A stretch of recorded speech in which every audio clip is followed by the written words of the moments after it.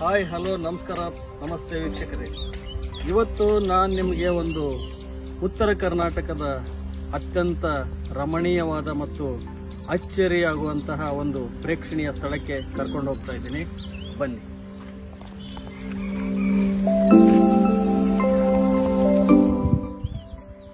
ಪ್ರೇಕ್ಷಕರೇ, ನಾನು ನಿಮ್ಗೆ ಹೇಳಿದ ಹಾಗೆ ಉತ್ತರ ಕರ್ನಾಟಕದ ಒಂದು ಅಚ್ಚರಿಯ ರಮಣೀಯ ಪ್ರೇಕ್ಷಣೀಯ ಸ್ಥಳಕ್ಕೆ ನಾನು ನಿಮ್ಮನ್ನು ಕರ್ಕೊಂಡು ಹೋಗ್ತಾ ಇದ್ದೀನಿ.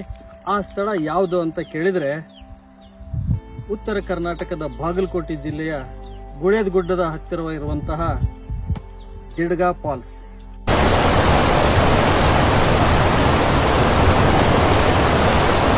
ಈ ದಿಡ್ಗಾ ಫಾಲ್ಸ್ಗೆ ಹೋಗೋದಕ್ಕೆ ನಾವು ಗದಗದಿಂದ ಗುಳೇದಗುಡ್ಡ ರೋಡ್ ರೈಲ್ವೆ ಸ್ಟೇಷನ್ಗೆ ಬಂದ್ವಿ. ಅಲ್ಲಿಂದ ಬಸ್ ಮೂಲಕ ಗುಳೇದಗುಡ್ಡ ದಿಡ್ಗಾ ಸ್ಟಾಪ್ವರೆಗೂ ಬಂದ್ವಿ. ಮುಂದೆ ನಡ್ಕೊಂಡೇ ಹೋಗ್ಬೇಕು, ಕಾರಣ ಇಲ್ಲಿ ವಾಹನಗಳ ವ್ಯವಸ್ಥೆ ಇಲ್ಲ.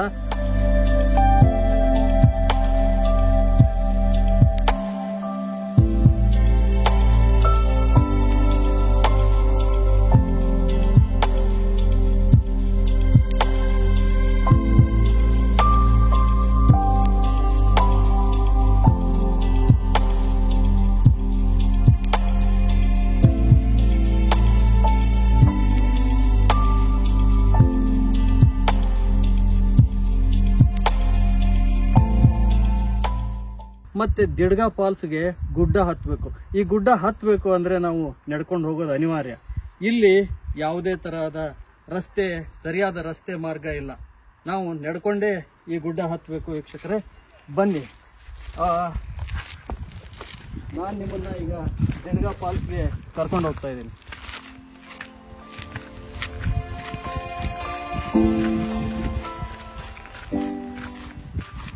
ವೀಕ್ಷಕರೇ, ಈ ಕಲ್ಲಿನ ಗುಡ್ಡದಲ್ಲಿ ದಿಡ್ಗಾ ಫಾಲ್ಸ್ಗೆ ನಾವು 1.5 ಕಿಲೋಮೀಟರ್ ಈ ಗುಡ್ಡನ ನಾವು ಟ್ರೆಕ್ಕಿಂಗ್ ಮಾಡಬೇಕು. ಈ ಟ್ರೆಕ್ಕಿಂಗ್ ಮಾಡಿ ನಾವು ಮೇಲೆ ಹೋದ ನಂತರ ನಮಗೆ ದಿಡ್ಗಾ ಫಾಲ್ಸ್ ಸಿಗ್ತೈತಿ.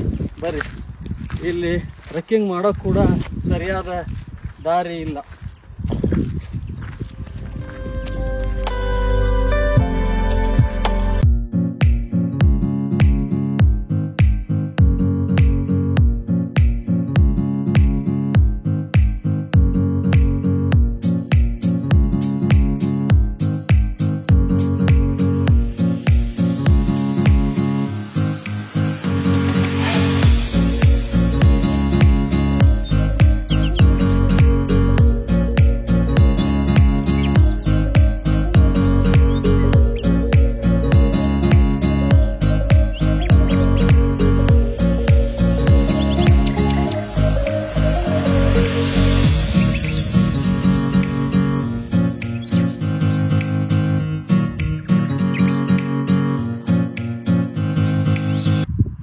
ನಾವೀಗ ಕಲ್ಲು ಬಂಡೆಗಳು, ಗುಂಡು ಕಲ್ಲುಗಳ ಮೇಲೆ ಟ್ರೆಕ್ಕಿಂಗ್ ಮಾಡ್ತಾ ಗುಡ್ಡದ ಮೇಲೆ ಬಂದಿದ್ದೀವಿ.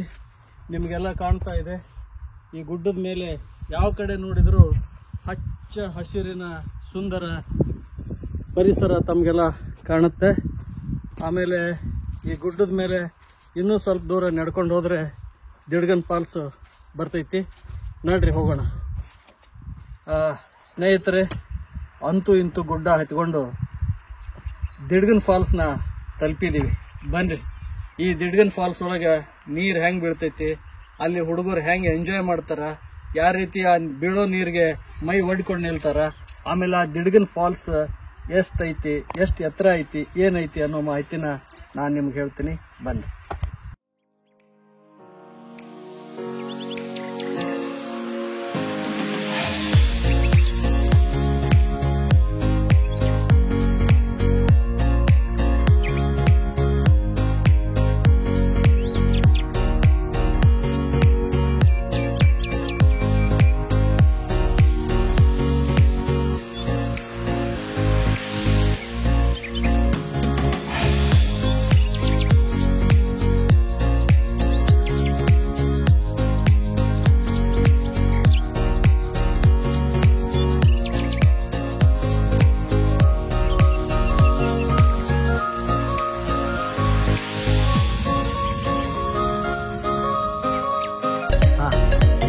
ವೀಕ್ಷಕರೇ, ಫಾಲ್ಸು ಜಲಪಾತ ಅಂದ ತಕ್ಷಣ ನಮ್ಮೆಲ್ಲರಿಗೂ ನೆನಪಿಗೆ ಬರೋದು ದಕ್ಷಿಣ ಕನ್ನಡ ಮತ್ತು ಉತ್ತರ ಕನ್ನಡ ಜಿಲ್ಲೆಗಳು.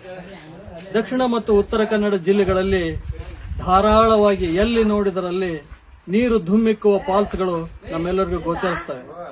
ಆದರೆ ಅದೇ ಬಯಲು ಸೀಮೆ ಉತ್ತರ ಕರ್ನಾಟಕದಲ್ಲಿ ಜಲಪಾತಗಳು ಬಹಳ ವಿರಳ. ಯಾಕೆ ಅಂದ್ರೆ ಇಲ್ಲಿ ಗುಡ್ಡ ಬೆಟ್ಟಗಳು ವಿರಳ, ಹೀಗಾಗಿ ಇಲ್ಲಿ ಜಲಪಾತಗಳು ಸಿಗೋದೇ ಅಪರೂಪ. ಉತ್ತರ ಕರ್ನಾಟಕದಲ್ಲಿ ಇರುವ ಕೆಲವು ಜಲಪಾತಗಳಲ್ಲಿ ದಿಗಡಾ ಜಲಪಾತ ಕೂಡ ಒಂದು. ಈ ದಿಗಡಾ ಜಲಪಾತ ಸುಮಾರು 25 ಅಡಿ ಎತ್ತರದಿಂದ ನೀರು ಧುಮುಕುತ್ತೆ.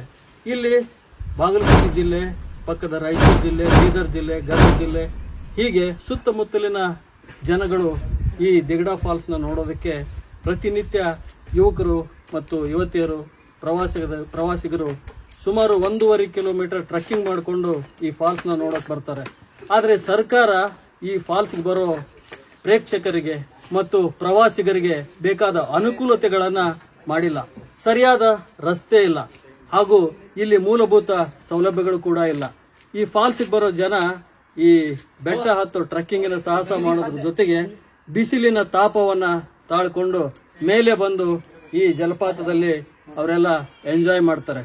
ವೀಕ್ಷಕರೇ, ಈ ಫಾಲ್ಸ್ಗೆ ಬರಬೇಕು ಅಂದ್ರೆ ಯಾವ ರೀತಿಯಾಗಿ ಬರ್ಬೋದು ಅನ್ನೋದಕ್ಕೆ ನಾನು ನಿಮ್ಗೆ ಮಾಹಿತಿ ಕೊಡ್ತೀನಿ. ಈ ದಿಡ್ಗಾ ಫಾಲ್ಸ್ ಅಂದ್ರೆ ಗುಳೇದ್ ಗುಡ್ಡ ಬೆಂಗಳೂರಿನಿಂದ 500 ಕಿಲೋಮೀಟರ್ ರಸ್ತೆ ಮಾರ್ಗ ಇದೆ. ಹಾಗೆ ಬಾಗಲಕೋಟೆಯಿಂದ 27 ಕಿಲೋಮೀಟರ್, ವಿಜಾಪುರದಿಂದ 103 ಕಿಲೋಮೀಟರ್, ಬಾದಾಮಿಯಿಂದ 32 ಕಿಲೋಮೀಟರ್ ಹಾಗೂ ಗದಗದಿಂದ 88 ಕಿಲೋಮೀಟರ್ ಅಂತರದಲ್ಲಿ ನಿಮಗೆ ಗುಳೇದ್ ಗುಡ್ಡ ಅಂತ ಸಿಗುತ್ತೆ. ಆ ಗುಳೇದ್ ಗುಡ್ಡದಿಂದ ರಸ್ತೆ ಮಾರ್ಗ 1.5 ಕಿಲೋಮೀಟರ್ ಇದೆ. ನಂತರ ನೀವು ಸುಮಾರು 1.5 ಕಿಲೋಮೀಟರ್ನ ಟ್ರೆಕ್ಕಿಂಗ್ ಮಾಡಲೇಬೇಕು. ಹಾಗೆ ನೀವು ಟ್ರೆಕ್ಕಿಂಗ್ ಮಾಡ್ಕೊಂಡು ಬಂದ ನಂತರ ನೀವು ಈ ಫಾಲ್ಸ್ ಅನ್ನ ನೋಡಬಹುದು. ಇಲ್ಲಿನ ರಮಣೀಯ ಸುಂದರ ಹಸಿರಿನ ಪರಿಸರದಲ್ಲಿ ನೀವು ಈ ಜಲಪಾತನ ಎಂಜಾಯ್ ಮಾಡಬಹುದು ಪ್ರೇಕ್ಷಕರೇ.